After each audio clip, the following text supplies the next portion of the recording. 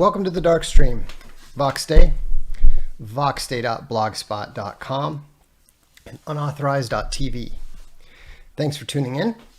I am very pleased to be able to share with everybody the good news at long last.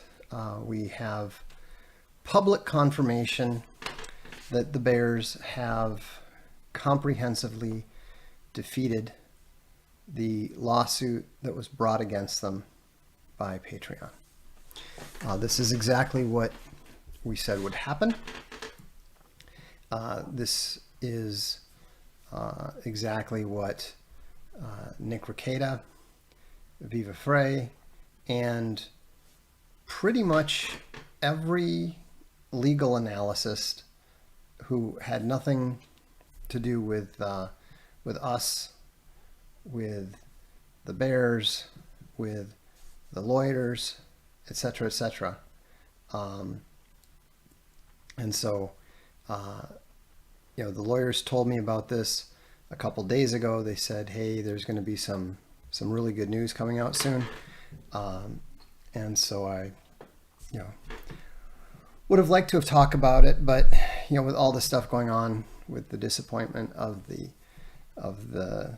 inauguration that apparently took place a few days ago, and everything else going on, I thought, let's just wait, and let's wait until it's actually publicly confirmed. And it was publicly confirmed actually, I believe on January 20th or 21st, I'm not sure, but it actually happened back on January 13th. So it's all great, it's all good, and we're quite pleased that it finally came to a resolution. So congratulations to the 72 Bears. Much respect to all of them for standing strong, for not giving in to all the threats. I was really, really impressed by the way in which 72 people, many of whom didn't know each other. The only thing that they really had in common was that they were fans of Owen Benjamin and that they were willing to support him to the hilt. And there was a lot of people, I don't know about a lot of people, but there were people on the internet who were making fun of them and talking about how they were going to lose their houses and doxing them because of their information getting out there. And so it's really I think very encouraging, not just for Owen and for his backers and for the people who were witness to all of this, but I think it was also really important because it demonstrated how communities of users are willing to stand up and fight these big tech companies that are trying to push everybody around and deplatform everyone. And so, congratulations, Garrett. He says he's proud to be one of the 72. We're proud you're here. And so, the key thing that this shows is that you can win. You can fight Silicon Valley and win. Now, to be clear, the whole thing isn't over. There's still a whole bunch of arbitrations out there.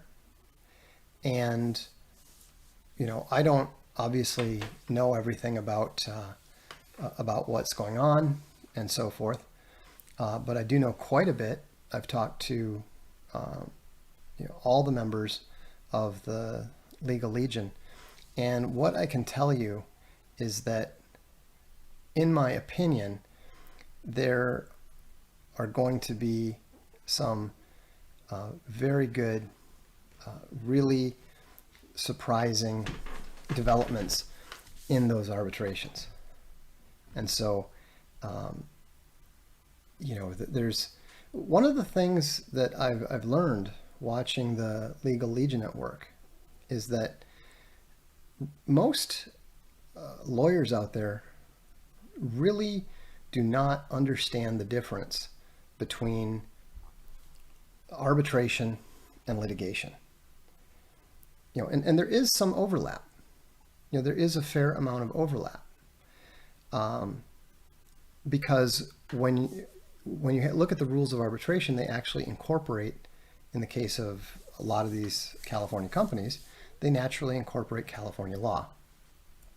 But at the end of the day, arbitration is just a private contract. And the arbitration companies are private companies. The arbitrators are just people hired to act as neutrals and either mediate or make decisions. They're not judges. They don't have judicial power. And the interesting thing is that many, if not most, lawyers don't really understand that. They don't get it. And it's really remarkable to see the extent to which they don't get it. And what I mean by that, I'll give you an example. One of the things that Patreon has been threatening the bears with, and I'm only speaking about this because all the bears know it, and I think it also relates to the way that the lawsuit ended, because I'm not clear on the exact timing in both ways, but not long or not before, but certainly around the time that Patreon decided to drop the lawsuit, they also put a lot of pressure on the bears, and they started threatening to go after them again in court. And so, if you, so I was asking the lawyers, well, is this sort of thing a threat? Is it a real threat? Is it just posturing? How are the bears supposed to know?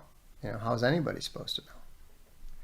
And the funny thing is that it's not a threat at all. Why? Because you can't get sued for filing a lawsuit against somebody if you didn't file a lawsuit, right? There's all kinds of laws that says, if you file a frivolous lawsuit, then and the other person wins, then they can sue you to recover all the expense caused by your unnecessary lawsuit. But arbitration isn't a lawsuit. Not only that, but there's no such thing as a frivolous arbitration. It literally doesn't exist. And I was talking to a lawyer friend of mine who's not one of the Legal Legion, but he's an excellent lawyer. And what's interesting about him is that he has a deep and intrinsic understanding of systems. He's a contract law specialist, and so he's very good at that sort of thing. And so I was asking him about it. I was like, well, I don't really understand the difference. Why is it?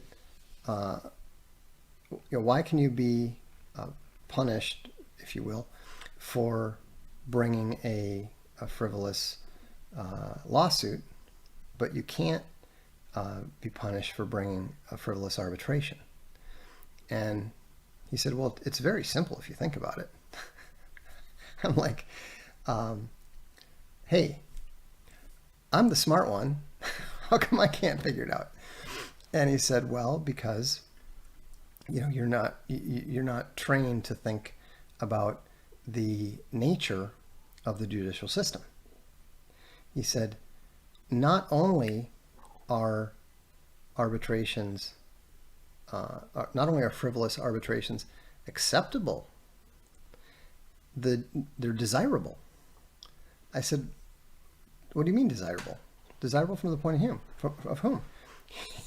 He said, the judiciary, obviously.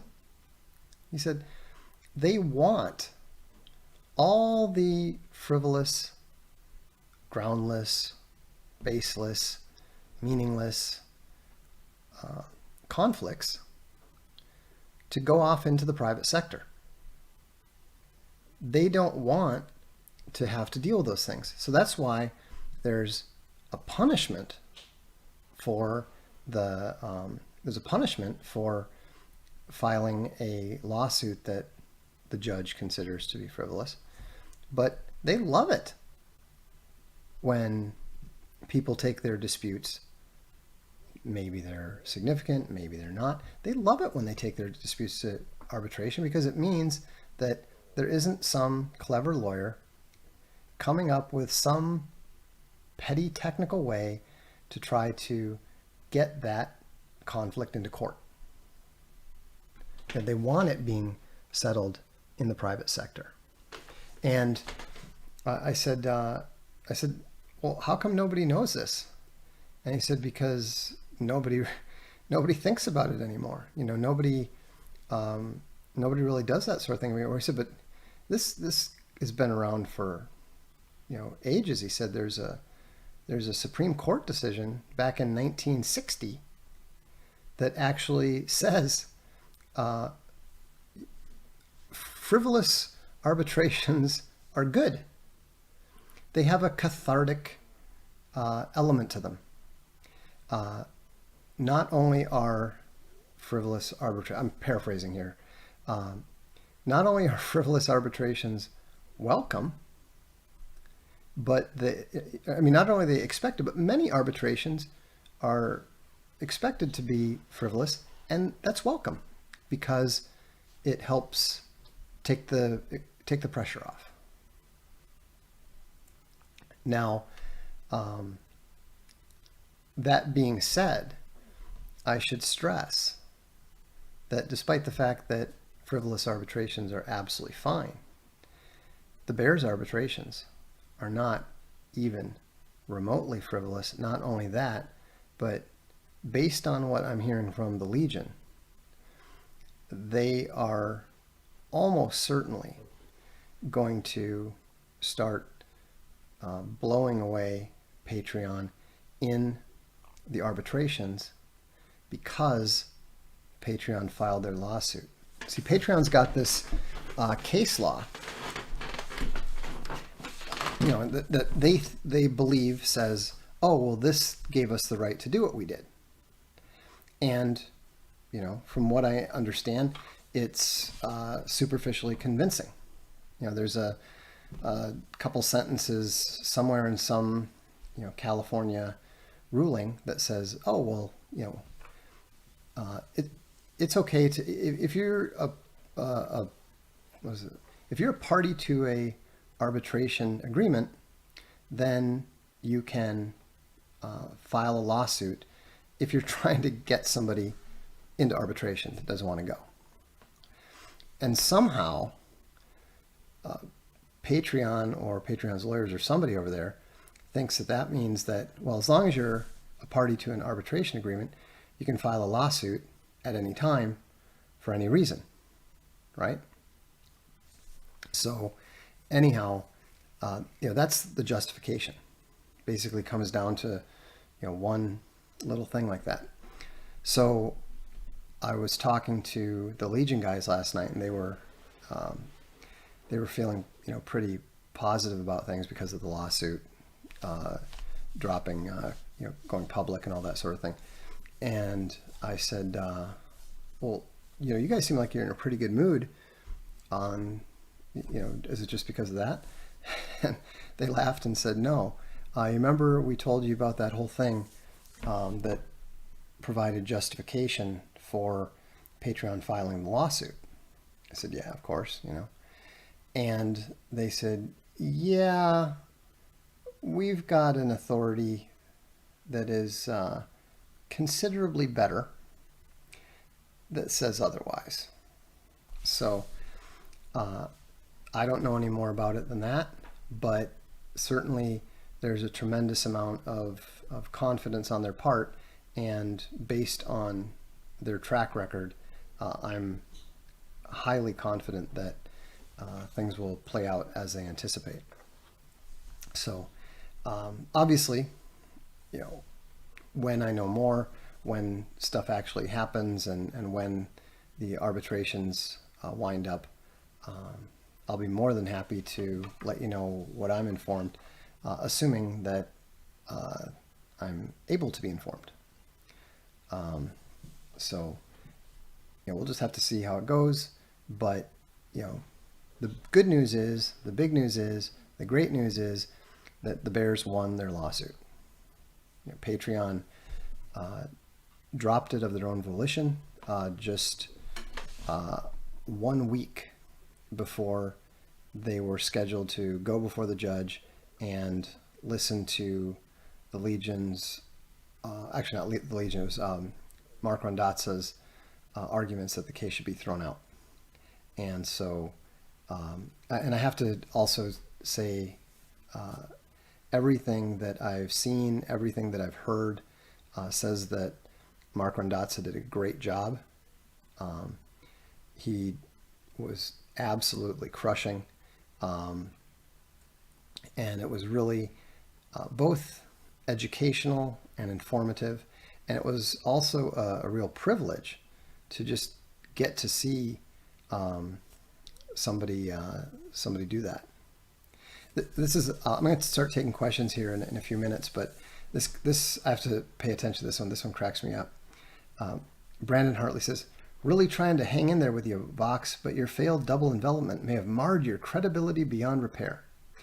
Brandon, I don't care about credibility. In fact, not only is that not the first time that I've heard that my credibility has been damaged, I was first told that I had completely destroyed my credibility back when I wrote a nationally syndicated column in 2001. So it's literally 20 years since I've had zero credibility. So I'm frankly just not at all concerned with what you or anybody else thinks about my credibility. I still am not convinced that there won't be a double envelopment. It doesn't look likely. You know, certainly I thought that it would have to be executed before January 20th. You know, it didn't happen, but that doesn't necessarily mean that it won't happen. There's certainly a tremendous number of anomalies that are taking place. How do you explain them? Some of them actually fit, you know, the data. Some of them actually fit the hypothesis. You know, I mean, ask yourself this question. Would you really rather that I just said nothing about how I think things are going to go? You know, I'm just as smart as Scott Adams. I know how to play that game. You know, I know how to talk about, well, today I'm predicting X. Tomorrow I'm predicting Y. And 5 days later, when X happens, I'm going to all remind you that I said Y, and you're all going to forget that I said X. And the big point that you need to keep in mind about that aspect of it is that it's not about Trump. It's not about President Trump necessarily. And once you grasp that it's not necessarily about President Trump, I thought it was about President Trump. But if it's actually about the if it's actually about the military doing its duty, President Trump has nothing to do with it. The military has its own responsibility. If all of the fraud in the elections and all that stuff is true, then the military has its own responsibility that has nothing to do with President Trump at all. And again, I don't understand. Babino Bonazzo says, move on. Owen even thinks this is not helping. Why do you think that I give a quantum of a fraction of a damn what Owen thinks about the future plans of the U.S. military? When I'm analyzing the situation, looking at the possibility of war with Iran, and I'm observing the fact that yesterday there was more Chinese incursions into Taiwanese airspace than any time before in history. It never occurred to me once to call my friend Big Bear and say, Big Bear, there's lots of Chinese air incursions over the Taiwan Strait. What does it mean? I mean, Owen's great. If I want advice on how to translate a complicated dialectic concept into a brilliant two-word piece of rhetoric that will amuse and inform people, he's the guy. But so but I mean, I might even ask him about which goats would make the ideal books. But there are other things that I don't ask him about. Doesn't mean I don't like him. Doesn't mean I don't respect him. But everybody's got their area. Everybody's got their specialty. Speaking of goats, I have to talk about this. This just arrived recently, and I have to say that in a library full of beautiful books, this may be the most beautiful book I've ever seen. It's one of 50. You literally cannot buy them anymore. And it is the Libraria Castalia version of The Missionaries, and it's you can't feel it obviously through the camera, but not only is it beautiful to the eye, but it's amazingly sensuous to the touch. I mean, it is astonishing to me just how beautiful in every way this book is, including the content, because of course it's The Missionaries by Owen Stanley, which is one of the funniest books you could ever possibly read. If you're on unauthorized, definitely check out the Castalia section. It actually smells good too. So, but we actually had to, the reason this just came out recently is because this was our first book and our first crack at doing goatskin.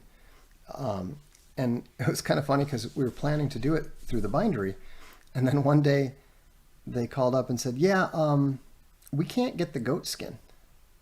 I said, what? And they said, well, I said, you've got this very expensive leather build here. What is it? They're like, well, we don't know.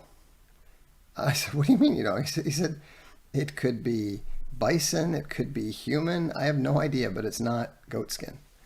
And so he said, could you get the goats for us? I'm like, how am I supposed? I don't know where to get goats, goat skin, etc., etc.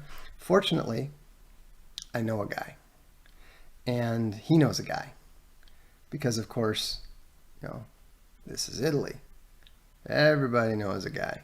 I know a guy, and so, um, so one thing leads to another, and my new best friend, who has the goat skins, sends the goat skins to the United States from Italy. And the it was pretty funny, but unfortunately the finish didn't work, because the leather that this guy specializes in is in leather for leather coats, leather pants. If you see me wearing a lot of leather outside, then you'll know why. But they even have, if we ever publish a Milo book this way, they even have a goat skin leather that is finished to look like leopard print. And it's beautiful, and it's probably really nice to the touch too. And so it was really funny, because it didn't work. And so we had to order a whole nother set.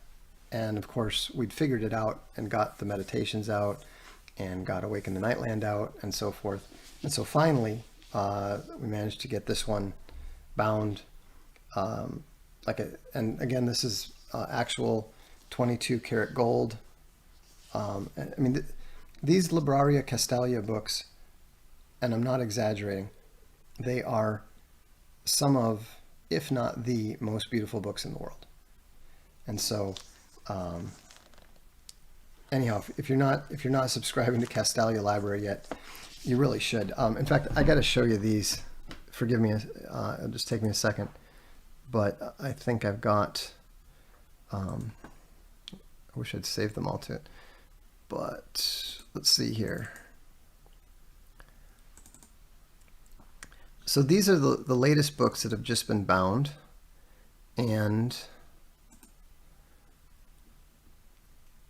let's see, why don't we have, I thought we'd have them there. Maybe I put them in the, oh, I see.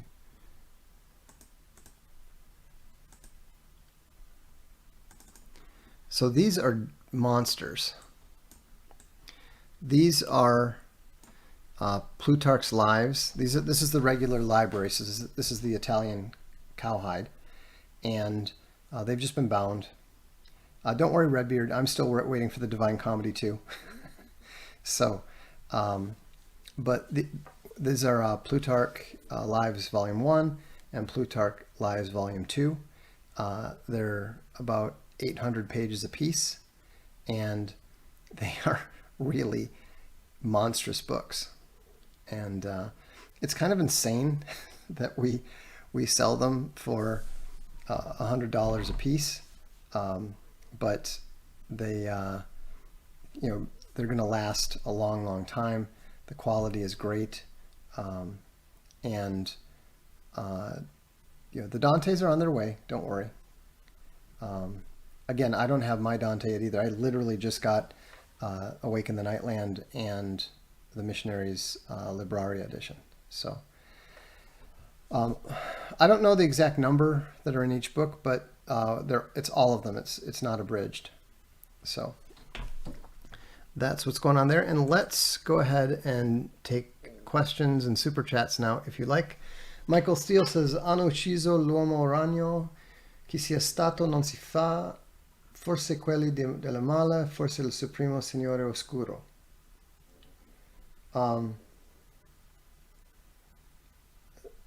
They killed. I don't know what you're referring to, but it was not me. So il Supremo Signore Oscuro means the Supreme Dark Lord, and so anyhow, they don't know who killed somebody, and but I can say with some authority that it wasn't me.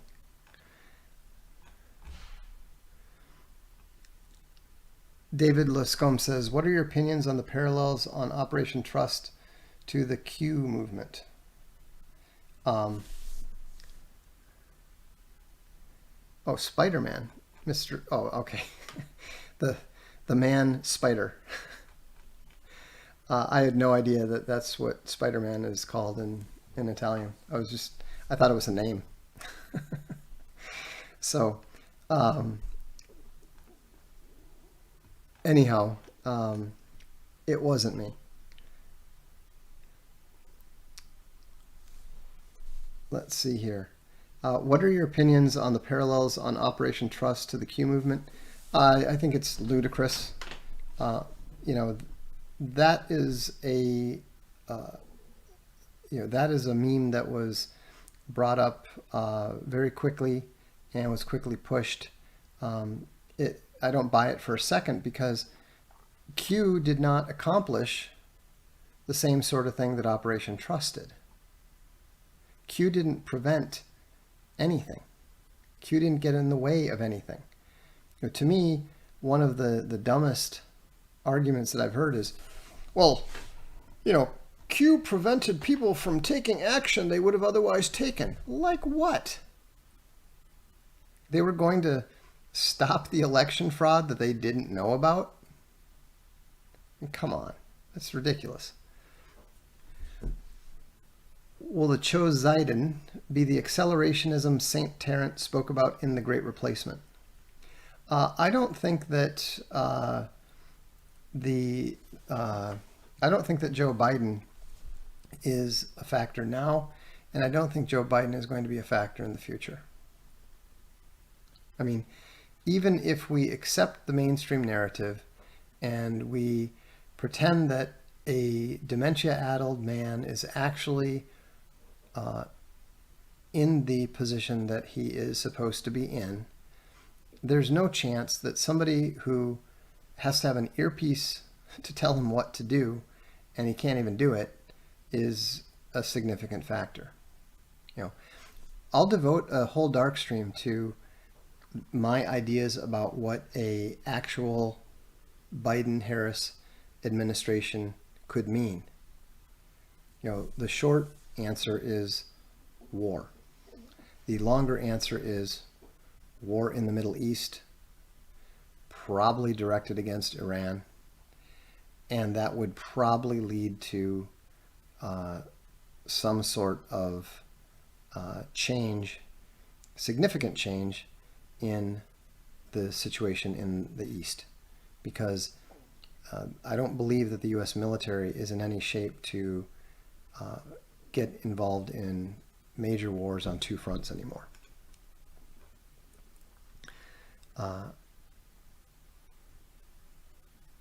Claypot Supremacist said, what are the weaknesses of the left? I think probably their major weakness is that they lie. And so anytime you lie, anytime you give in to deceit, you necessarily get involved in self-deceit. And so your grasp on reality ceases to be accurate. So I think that's the primary weakness of the left, and that's the one that is most easily exploited by the right. What happened with the Italian government collapsing? It's Tuesday. That's what they do. Every Tuesday. It's not quite that bad, but you need to keep in mind that the Italian government has collapsed on average once a year since 1945. So it related to some of these theories about the Vatican and the hack at Leonardo SPA and potential involvement in U.S. election interference, like Charlie Ward and Simon Parks say. I don't know. This isn't the kind of thing that people tell me, but it could be. Larry Dynamite says, what do you consider your biggest, best accomplishment so far?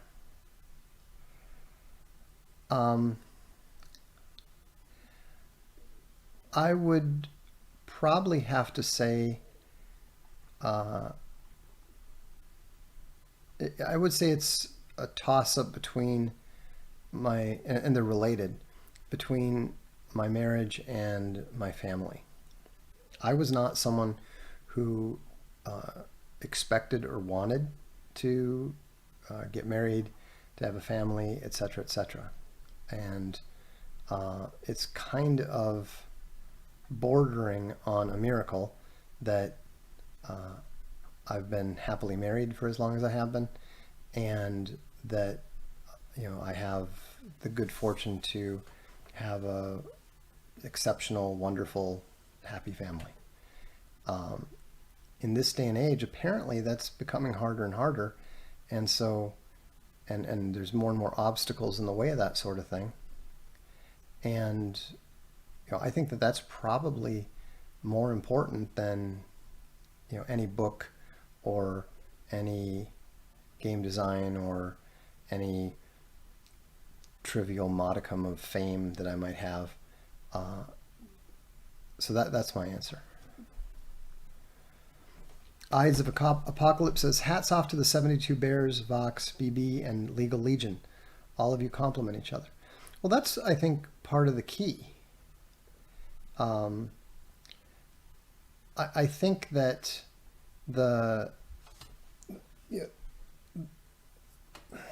one man alone can only do so much. And Mike Cernovich helped me understand that in a way that might not make sense to many of you, but it was what I needed to hear. And so when you look at what you can do alone versus what you can do with talented people who have different skills and different objectives than you, but are in alignment with you, and then you can accomplish so much more. It's really true.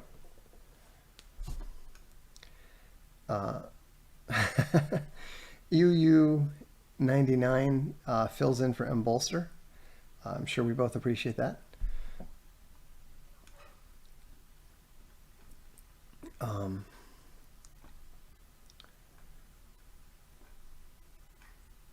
Dan Weston says, it's looking to me more like Trump was recruited to smoke out the swamp rats and that the operation is still in the works. I can't see them quitting.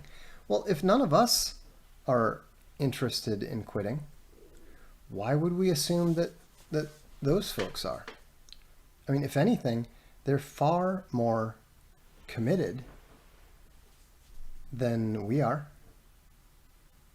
It looks that way. So, my philosophy is you don't give up until everything stops. Nothing stopped. So, don't give up.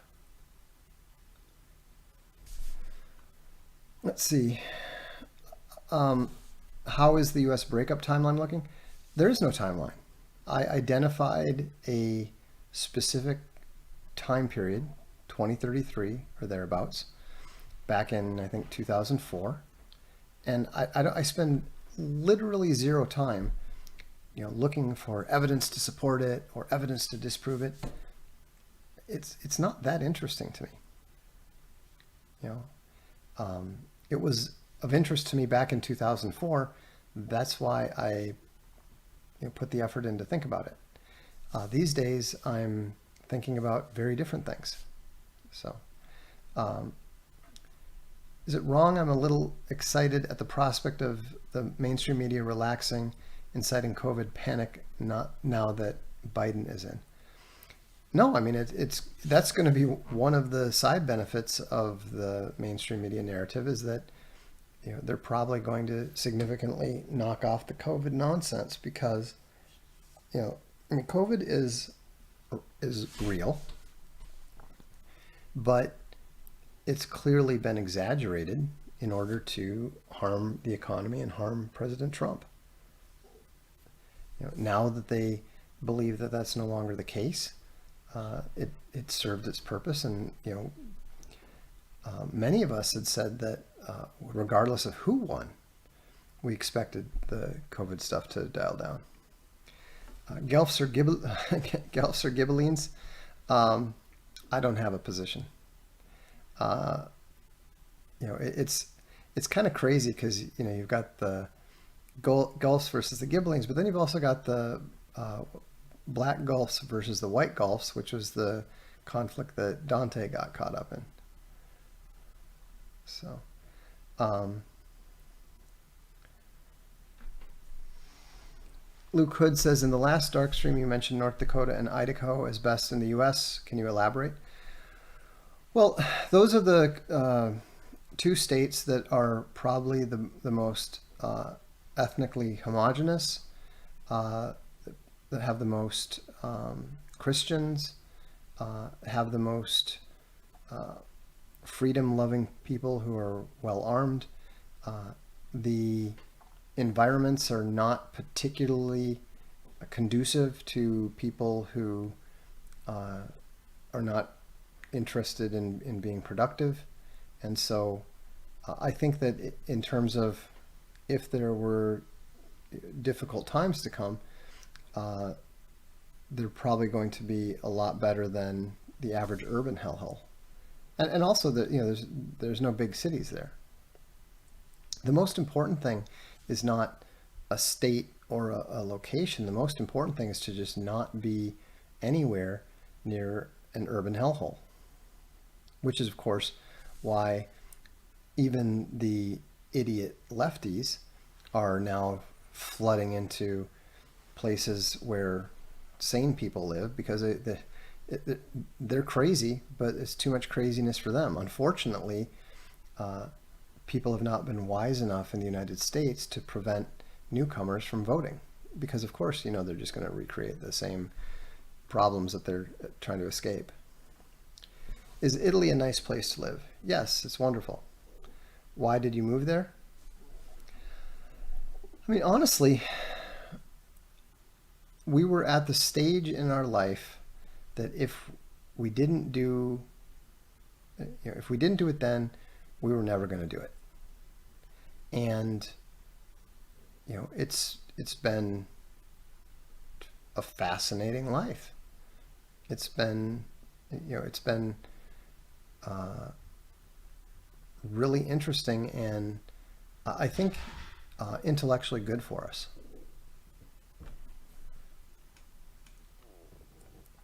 Paul Nyan says, thank you, Vox, for getting the right people together to build unauthorized TV, and I look forward to live streaming when it launches. Oh, I think we all do. I think we all do. It's coming, and as usual, we're going to deliver it later than we wanted to, and it's not the only thing that we're going to be introducing, but when we introduce it, it's going to be really good. That's the plan, and that's usually what we do.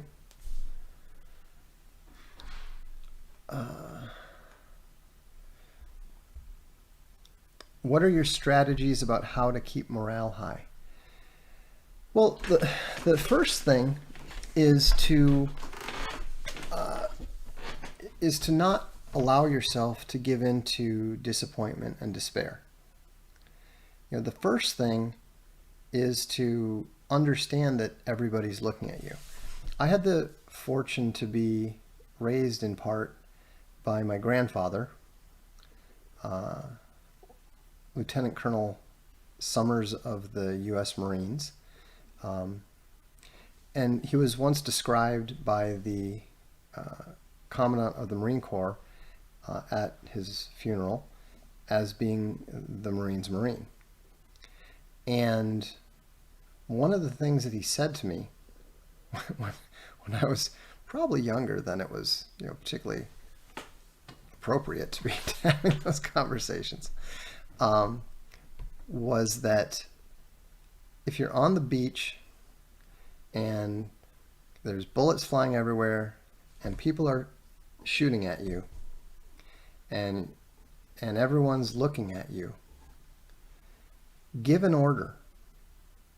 Do something. He said, because you just might find if you get up and shout, follow me, and you run for the trees, He said, you might find you look back and there's 200 men charging behind you. And then, of course, being my grandfather, he said, or you might just get shot in the head. But he said, but it doesn't matter. The point is, do something. And so I think that that's probably very good advice for keeping morale high, is when there's pressure, when there's bad news, when there's negativity and stuff, just do something and say, follow me. And it really does seem to work out remarkably well.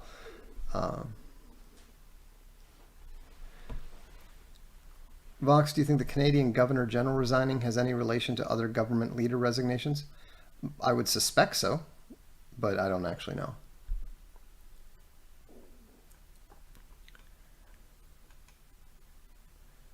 Repping seagulls. All right, consider them repped. Paul Greenleaf said, after watching Biden's first few days of absurdity, it almost seems necessary for the plan. The people who wanted Trump gone got it. Now they will taste their sour fruit and see what a real fool is. Possibly, but it's we don't know. We don't know. I mean, that strikes me as unnecessary, but I'm not the one who makes those plans. How many push-ups can you do in a row? I don't know, because I've never really done more than 50. When I do push-ups, my shoulders get tight before my chest gives out, and I'd read that I already put enough stress on my shoulders doing shoulder exercises and pull-ups, so I just try to stay away from that.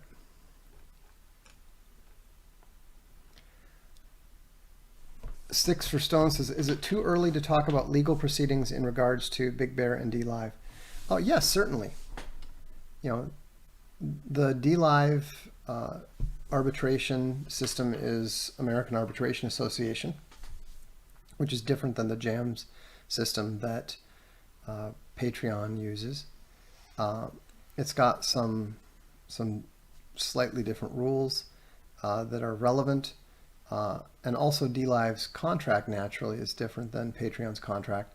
And so they actually require a 30-day cure period before anything can be done. And I don't think that the Legal Legion is at all interested in even paying attention to anything until the Patreon situation is fully resolved. The lawsuit is over. Patreon dropped it. The Bears won.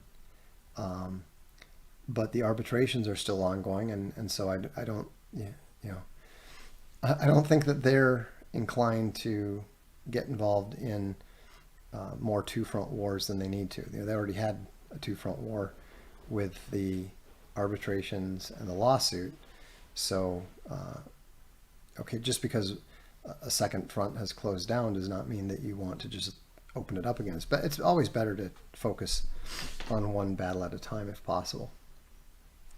Claypot Suprema says, is it cheaper to live in Europe than the US? Absolutely not. It's much more expensive here. Especially, Italy actually used to be cheaper in a lot of ways before they went to the euro. But the euro was just devastating. It was like everything was instantly 20 to 25% more expensive. Space Bunny's bitter because she still has a bunch of lira. You think you accuse me of copium and hopium because I'm still hoping and anticipating the double envelopment to play out. That's nothing in this household. Space Bunny's confident that those lira are going to be valuable again. They're going to be useful again someday. And actually, I've heard there's actually places in southern Italy, particularly in Calabria, where you can actually spend them. So that's kind of funny.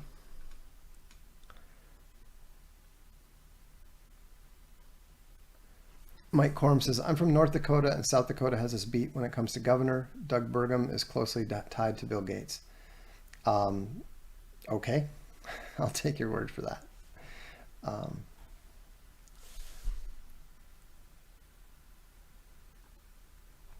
Let's see.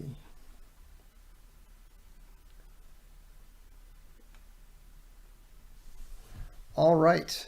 Well, that's all we had time for. So thanks very much. Again, big congratulations to the Bears. Thanks to all 72 of them for standing strong. And, you know, this is a win that you guys really deserved. You know, thanks to the Legal Legion for continuing to crush. And, you know, hopefully in the next, who knows, 3 to 6 months, we'll have good news about the arbitrations as well. So have a good evening. I'm Vox Day, and this is the Darkstream.